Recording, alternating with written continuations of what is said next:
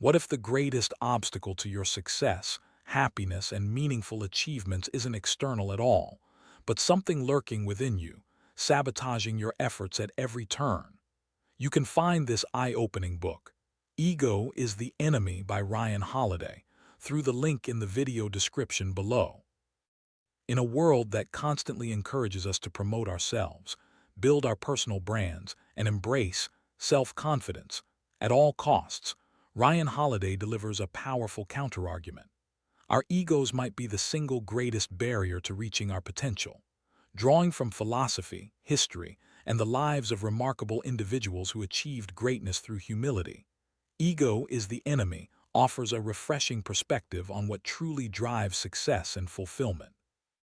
Holiday defines ego not in the Freudian sense, but as an unhealthy belief in our own importance, the need to be more than to be recognized as better than others. It's the voice that tells us we're special, that our ideas are uniquely valuable, that we deserve success without the corresponding work. This ego manifests as entitlement, narcissism, and an inability to learn from mistakes or accept feedback. It's the internal dialogue that prioritizes short-term gratification and recognition over long-term growth and meaningful contribution. The central thesis of the book is that ego is present at every stage of our lives and careers, though it takes different forms depending on where we are in our journey. Holiday organizes these manifestations into three critical phases: aspiration, when we're starting out; success, when we've achieved some recognition; and failure, when we encounter setbacks. In each phase, ego presents specific dangers that can derail us if we're not vigilant. In the aspiration phase, ego manifests as grandiose visions without corresponding action, talking instead of doing, and seeking validation before we've earned it. When we're beginners, ego tempts us to skip the unglamorous apprenticeship phase, to believe we're already experts, to resent taking direction from others. It convinces us that passion alone is sufficient for success, that our natural talents should exempt us from the grueling work required for mastery. This form of ego keeps countless potentially great people from ever building the skills necessary for lasting achievement. Holiday draws from numerous historical examples to illustrate the quiet power of egoless aspiration. He points to figures like William Tecumseh Sherman, who initially resisted the spotlight during the Civil War, focusing instead on mastering military strategy and supporting Ulysses S. Grant. While others sought glory and recognition, Sherman embraced the role of student and supporter, ultimately becoming one of America's most effective generals. The lesson is clear. Those who suppress ego in favor of learning, discipline, and deliberate practice lay the groundwork for sustained excellence. During this aspiration phase, Holiday advocates several ego-combating strategies. First, find a purpose larger than yourself, a mission or cause that transcends personal gain. When you're driven by something beyond your own advancement, ego has less room to operate. Second, embrace the role of student, regardless of your age or accomplishments in other fields. Adopt what Zen Buddhists call beginner's mind, an attitude of openness, eagerness, and lack of preconceptions. Third, do the work silently. Focus on production rather than promotion, substance rather than image. The quality of your work should speak for itself before you speak for it. The book emphasizes that the path to mastery requires what Holiday calls passionate patience, the willingness to endure the unglamorous, often tedious process of developing skill. Ego wants immediate recognition, but real expertise comes from thousands of hours of deliberate practice, much of it spent in obscurity. Holiday cites the example of legendary basketball coach John Wooden, who began every season by teaching his players how to properly put on their socks to avoid blisters. This attention to fundamental details, rather than flashy strategies, helped create one of the greatest dynasties in sports history. A particularly dangerous manifestation of ego during the aspiration phase is what Holiday calls talking oneself into existence. The tendency to talk about our plans, goals, and self-conceived identity rather than doing the work necessary to embody them. Research has shown that announcing our intentions triggers the same psychological rewards as actually accomplishing them, reducing our motivation to put in the effort. The antidote is simple but challenging. Shut up and do the work. Let your achievements speak for themselves before you speak about them. In the success phase, ego presents different but equally dangerous traps. When we achieve some measure of recognition or accomplishment, ego tells us we've made it, that we're special, that the rules no longer apply to us. It whispers that we've reached the summit when we've merely climbed one hill in a vast mountain range. Success-induced ego creates arrogance, complacency, and entitlement, the very qualities that inevitably lead to stagnation or downfall. Holliday illustrates this danger through the story of Howard Hughes, whose early success as an aviator, filmmaker, and businessman gave way to paranoia, isolation, and dysfunction as his ego expanded beyond all reasonable bounds. Hughes began to believe his own myth, becoming increasingly detached from reality and the people who might have kept him grounded. His tragic decline serves as a warning about the corrosive effects of unchecked ego on even the most talented individuals. To combat ego during periods of success, Holliday recommends several practices. First, maintain a student's mindset regardless of your accomplishments. The most enduring success comes to those who continue learning, adapting, and growing even after they've arrived. Second, practice what Holliday calls sobriety, a clear-eyed assessment of reality uncolored by ego's distortions.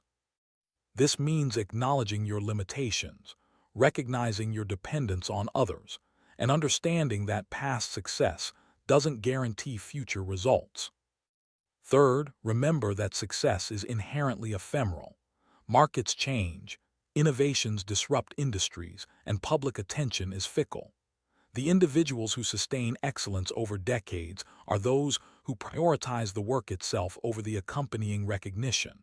They understand that today's accomplishment is merely the foundation for tomorrow's challenge, not a permanent pedestal from which to admire their own greatness. Holliday draws on the Stoic philosophy of amor fati, love of fate, to address how we should approach both success and failure. This principle encourages us to embrace whatever happens, not merely to accept it, but to welcome it as necessary for our growth. When we achieve success, amor fati reminds us that this is simply part of our journey, not its culmination.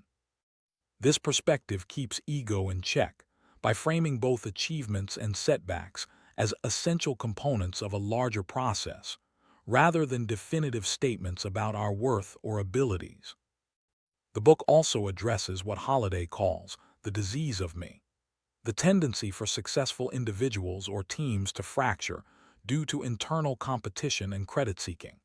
He cites the example of the Los Angeles Lakers basketball dynasty, which initially succeeded through selfless teamwork, but eventually collapsed as individual players began demanding more recognition, playing time, and compensation. The antidote to this disease is maintaining focus on collective achievement rather than individual accolades, prioritizing the mission over personal recognition. In the failure phase, ego manifests as self-protection, denial, and an inability to acknowledge mistakes. When we encounter setbacks, as all people inevitably do, ego tries to preserve our self-image by blaming external factors, rejecting feedback, or simply giving up. It prevents us from learning from failure, adapting to changing circumstances, or persevering through difficulties. This manifestation of ego transforms temporary setbacks into permanent defeats. Holliday highlights the remarkable resilience of individuals who maintained humility in the face of failure. He tells the story of Ulysses S. Grant, who experienced significant failures before the Civil War, working in a family store and struggling with alcohol addiction. Rather than allowing ego to make excuses or preserve a false self-image, Grant acknowledged his weaknesses, learned from his mistakes, and pressed forward. This ego-free approach to failure ultimately positioned him to become the general who won the Civil War and later, President of the United States. To navigate failure effectively, Holliday suggests several approaches. First, Maintain perspective. Remember that most failures are not fatal or final unless ego makes them so. Second, focus on what you can control rather than external circumstances or others' actions. This Stoic approach prevents the victim mentality that often accompanies failure. Third, use failure as an opportunity for honest self-assessment. When ego is set aside, failure becomes valuable feedback rather than a threat to your identity. The book emphasizes the importance of what Holiday calls alive time versus dead time during periods of setback or adversity. Dead time is passive waiting, allowing circumstances to dictate your growth and development. Alive time is using every situation, even negative ones, as opportunities to learn, improve, and prepare for future opportunities. This distinction explains why some people emerge from setbacks stronger than before, while others remain perpetually damaged by them. Holiday draws heavily from Stoic philosophy throughout the book, particularly the writings of Marcus Aurelius, Seneca, and Epictetus. These ancient thinkers emphasize the importance of focusing on what we can control, maintaining perspective on both success and failure, and prioritizing virtue over external recognition.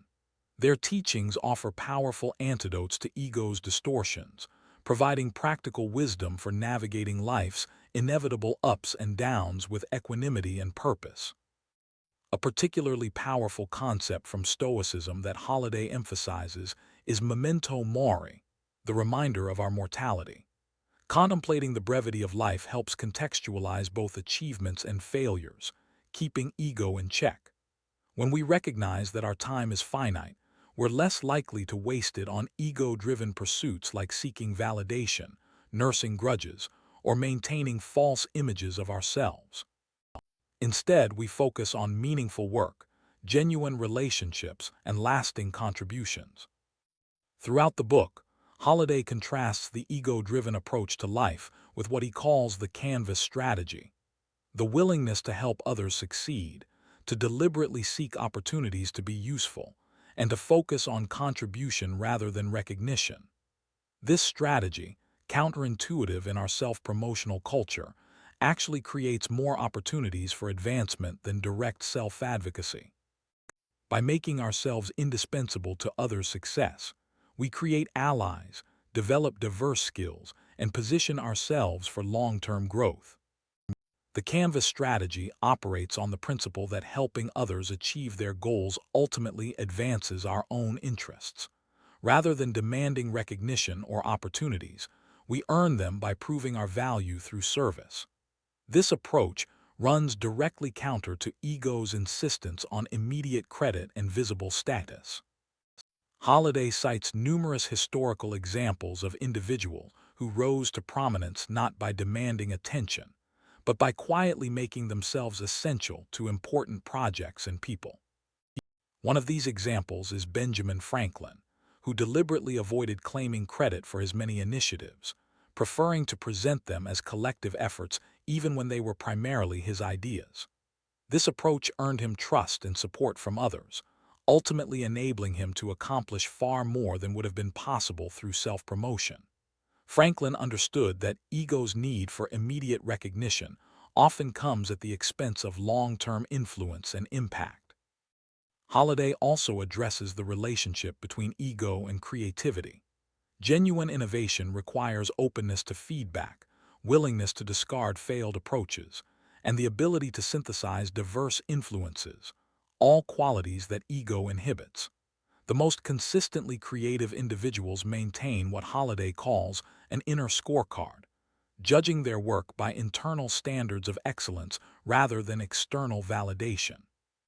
This allows them to take risks, experiment freely, and persist through inevitable criticism or misunderstanding. The book draws an important distinction between confidence and ego. Confidence is rooted in a realistic assessment of one's abilities and limitations. It comes from preparation, practice, and proven competence. Ego, by contrast, demands recognition regardless of merit. It insists on superiority without the corresponding effort or achievement. Understanding this distinction helps us cultivate genuine confidence, the kind that facilitates performance rather than impeding it.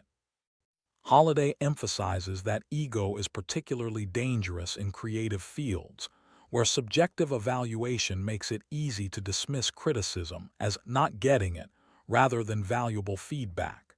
He cites numerous examples of once successful creative people who believed their own hype, rejected constructive criticism, and ultimately produced increasingly mediocre work.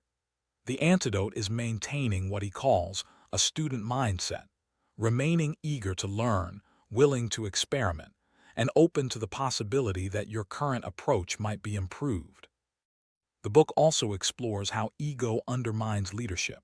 Effective leaders put the mission and team above personal glory. They take responsibility for failures while sharing credit for successes.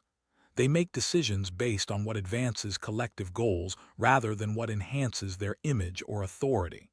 Ego-driven leadership, by contrast, hoards credit, avoids blame, and prioritizes appearance over results. This explains why many outwardly impressive leaders ultimately fail to create lasting value or inspire genuine loyalty. Holliday cites the example of General George Marshall, who declined the opportunity to lead the D-Day invasion during World War II, arguably the most prestigious military assignment of the era, because he believed Dwight Eisenhower was better positioned for the role. This ego-free decision prioritized mission success over personal glory, exemplifying the kind of selfless leadership that builds enduring institutions and accomplishes ambitious goals. Throughout the book, Holliday emphasizes that combating ego is not a one-time achievement but an ongoing practice. Ego constantly reasserts itself in new and subtle ways, particularly as we achieve success. Maintaining humility, perspective, and a focus on contribution rather than recognition requires continuous vigilance and regular reality checks. This is why many traditions incorporate daily practices of reflection, gratitude, or meditation, creating space to recognize and counteract ego's distortions before they derail us. One such practice that Holliday recommends is regularly asking yourself, "What would I do if no one would ever know about it?" This question helps distinguish between actions motivated by genuine purpose and those driven by the desire for recognition. When we remove the prospect of external validation, we're forced to confront our true motivations. If we would still pursue a particular course without acknowledgement, we're likely operating from purpose rather than ego. Another practice is what Holliday calls plus, minus, equal. This involves deliberately seeking out people who are more skilled than you plus, people you can teach minus, and peers who can challenge you equal. This approach ensures continuous growth by creating multiple learning pathways while preventing the isolation that often accompanies ego-driven success. By maintaining relationships across these categories, we create natural checks against ego's tendency towards self-delusion. The book addresses how modern technology and social media have amplified ego's worst tendencies. Platforms designed to showcase curated versions of our lives create unprecedented opportunities for self-promotion and validation seeking. The constant metrics of likes, shares, and followers feed ego's insatiable appetite for affirmation. Holliday suggests that maintaining perspective in this environment requires deliberate countermeasures, periods of disconnection, relationships built on substance rather than image, and work focused on intrinsic value rather than virality. Holliday argues that our culture's emphasis on following your passion often functions as an ego trap, suggesting that our interests and preferences should dictate our path rather than the needs of the marketplace or the requirements of mastery. True purpose, he suggests, comes not from pursuing what feels good in the moment, but from developing rare and valuable skills, making meaningful contributions, and serving something larger than ourselves. This approach aligns with research showing that passion typically follows mastery and meaningful contribution, rather than preceding them. The book draws an important distinction between pride and ego. Pride is satisfaction in work well done, acknowledgement of genuine achievement, and recognition of progress. Ego is an inflated sense of self-importance detached from actual accomplishment. Pride motivates continued excellence. Ego undermines it. Understanding this distinction allows us to celebrate genuine achievements without falling into the self-delusion that leads to complacency or arrogance. Holiday emphasizes the particular danger of early success, which often convinces people they're special, exempt from the rules of continued growth and adaptation. He cites numerous child prodigies, startup founders, and athletes who achieved early recognition only to flame out when their initial advantages were overcome by more disciplined competitors. The antidote to this prodigy trap is focusing on process rather than outcomes, prioritizing continuous improvement over maintaining a particular self-image. The book addresses what Holiday calls the effort economy, the reality that sustained achievement in any field requires enormous amounts of unglamorous, often invisible work. Ego seeks to exempt us from this economy, convincing us that our natural talents or unique insights should allow us to bypass the effort others must expend.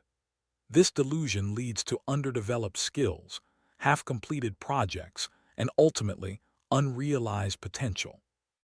Accepting the necessity of effort, embracing it rather than resenting it, is essential for meaningful accomplishment. Throughout the book, Holiday contrasts the external trappings of success, wealth, fame, titles, with what he considers true achievement, making meaningful contributions, developing wisdom and character, creating value that outlasts your presence. Ego fixates on the former while often undermining the latter. This explains why many outwardly successful people feel empty or restless despite their accomplishments. They've climbed the ladder only to discover it was leaning against the wrong wall. The book also explores how ego creates what psychologists call pluralistic ignorance, the condition where a group collectively maintains a norm that most individual members privately reject. In organizational contexts, ego often prevents people from speaking uncomfortable truths, questioning flawed strategies, or admitting mistakes. This creates environments where everyone senses something is wrong but no one will say so, leading to collective failure. The antidote is what Holiday calls candor, the willingness to see and speak reality regardless of how it affects your image or standing. Holiday addresses the relationship between ego and risk. Ego-driven decisions often involve excessive risk when our status or image is at stake, but insufficient risk when genuine growth or innovation requires venturing into uncertain territory. This explains why some people make reckless bets to maintain appearances while simultaneously avoiding the constructive risks necessary for development. Balancing risk appropriately requires setting ego aside and evaluating opportunities based on their actual merits rather than their implications for your self-image. The book explores the concept of ikigai, the Japanese idea of finding the intersection between what you love, what you're good at, what the world needs, and what you can be paid for. Ego disrupts this alignment by overemphasizing the first two elements while neglecting the latter two. It convinces us that the world should reorganize itself around our preferences and self-assess talents rather than us adapting to create value in contexts where it's genuinely needed. Finding true purpose requires suppressing ego enough to recognize where our capabilities can meet actual market or community needs. Holiday also addresses what he calls the imposter syndrome paradox, the observation that the most competent people often feel like frauds, while the least competent overestimate their abilities. This phenomenon, supported by research on the Dunning-Kruger effect, suggests that a certain amount of self-doubt and humility correlates with actual skill and awareness. Rather than seeing imposter syndrome as something to overcome, Holiday suggests it might be a useful counterbalance to ego's distortions, a reminder to continue learning, preparing, and improving regardless of external validation. The book distinguishes between results and process orientation. Ego fixates on outcomes, awards, recognition, measurable achievements, while neglecting the processes that produce them. This explains why many initially successful people or organizations fail to sustain excellence. They focus on maintaining the appearance of success rather than continually refining the methods that create it. A process orientation, by contrast, focuses on continuous improvement regardless of current results, creating the conditions for long-term excellence. Holiday emphasizes that combating ego doesn't mean diminishing ambition. In fact, he argues that the greatest achievements come from individuals who combine intense ambition with genuine humility, what he calls hungry but humble. These individuals set audacious goals but pursue them through disciplined work rather than self-promotion. They're driven not by the desire for recognition, but by commitment to mastery and meaningful contribution. This combination creates the sustained effort necessary for extraordinary achievement, while preventing the self-sabotage that ego inevitably causes. Throughout the book, Holiday returns to the concept of stillness, the ability to maintain perspective, make deliberate choices, and resist reactive behavior. Ego constantly generates mental noise, comparisons, justifications, grievances, fantasies of recognition that interfere with clear thinking and purposeful action. Cultivating stillness through practices like meditation, journaling, or simply periods of disconnection from stimulation creates space to recognize ego's distortions before acting on them. The book addresses what Holiday calls the performance trap, confusing the appearance of work with actual productivity. Ego loves performative busyness, visible activity that signals importance without necessarily creating value. This explains why many organizations valorize long hours, constant meetings, and perpetual emergencies despite their questionable relationship to meaningful output. True productivity often looks less impressive from the outside, but produces more substantial results over time. Holiday also explores the relationship between ego and purpose. Ego-driven motivation, pursuing achievement for status, validation, or comparison, tends to produce short-term effort but long-term burnout and disillusionment. Purpose-driven motivation, working in service of something larger than yourself, creates sustainable effort even through difficulties and setbacks. This distinction explains why some people maintain enthusiasm and commitment decades into their careers, while others flame out despite early promise. The book addresses what Holiday calls the status paradox, the observation that those most concerned with status rarely achieve it in any meaningful way, while those focused on making substantive contributions often receive recognition as a byproduct. This paradox explains why deliberate status-seeking behaviors, name-dropping, credential flaunting, title inflation, typically backfire, creating the opposite impression from what was intended. Genuine status comes from demonstrated value and character rather than claims about either. Holiday emphasizes that ego is particularly dangerous during transitions, moving from education to work, from one career stage to another, from success to setback or vice versa. These periods of uncertainty create fertile ground for ego's distortions, either through overconfidence or defensive self-protection.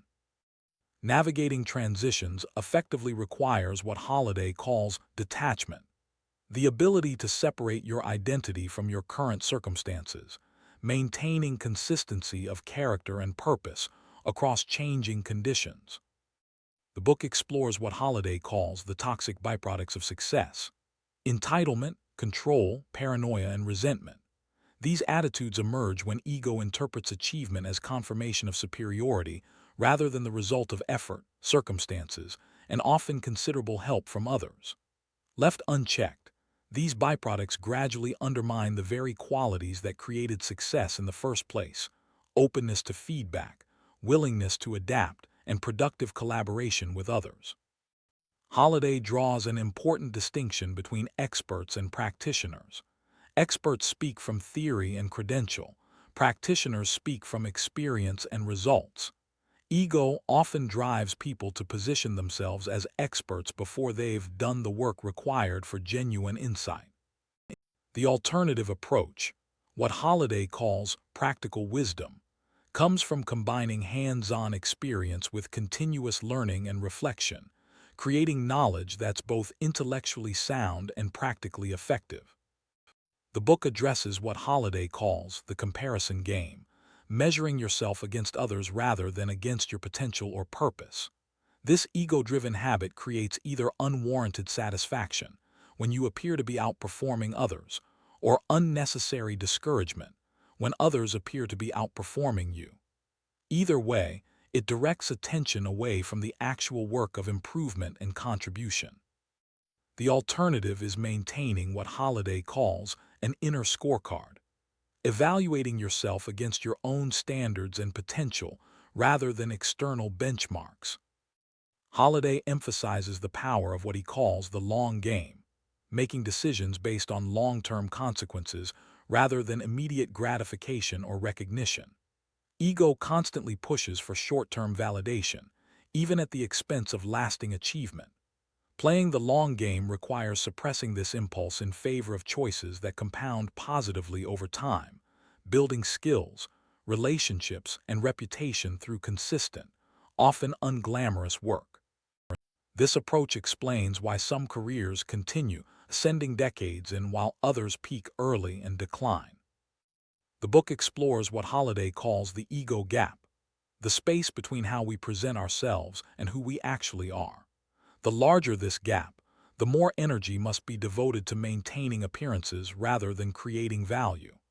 This explains why many seemingly successful people experience imposter syndrome, anxiety, and relationship difficulties. They're caught in a never-ending performance that prevents authentic connection and contribution. Closing the ego gap requires the courage to present yourself accurately, including your limitations and uncertainties. Holiday addresses what he calls the obstacle is the way, the Stoic principle that difficulties and setbacks, properly approached, become opportunities for growth rather than reasons for defeat. Ego interprets obstacles as unfair impositions or evidence of a hostile world. The alternative perspective sees obstacles as necessary tests that develop the very qualities required for meaningful achievement: resilience, creativity, discipline, and perspective. This mindset transforms potential excuses into catalysts for development. The book emphasizes what Holiday calls the placement of credit and blame, how we attribute success and failure. Ego claims credit for successes while blaming external factors for failures. This self-serving bias prevents accurate assessment and learning. The alternative approach, what Holiday calls radical responsibility, involves acknowledging external factors while focusing primarily on your own contributions to both positive and negative outcomes. This stance creates maximum opportunity for growth and improvement, regardless of circumstances. Holiday also explores what he calls the virtue paradox, the observation that qualities we consider virtues, confidence, assertiveness, conviction, become vices when driven by ego rather than purpose. This explains why the same behaviors that inspire in some contexts repel in others. Their underlying motivation transforms their impact. Genuine virtue comes not from adopting particular behaviors, but from cultivating the internal qualities, humility, service, integrity, that naturally express themselves through appropriate action. The book addresses what Holiday calls the feedback loop, how our interpretation of events creates self-reinforcing patterns. Ego interprets challenges as threats, criticism as attacks, and setbacks as injustices, creating defensive responses that generate more of the same. Breaking this loop requires what Holiday calls the discipline of perception, deliberately interpreting events in ways that create productive responses rather than reactive ones. This discipline creates freedom from ego's automatic interpretations, allowing choiceful engagement with reality.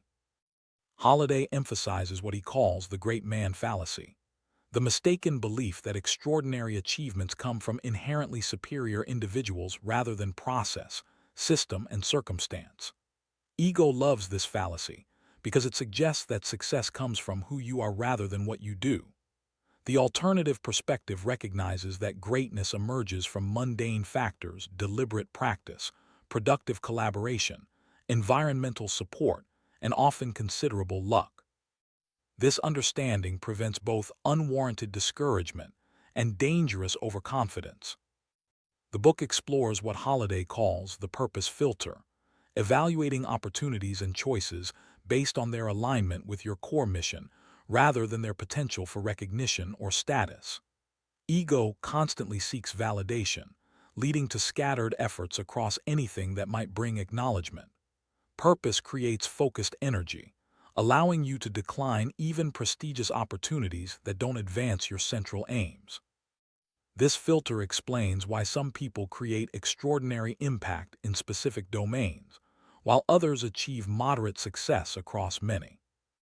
Holiday addresses what he calls the sovereignty of contribution, the principle that your value is determined by what you give rather than what you claim or consume.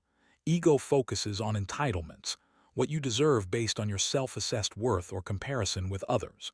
The alternative approach focuses on creation, what you can provide that genuinely benefits others or advances meaningful goals.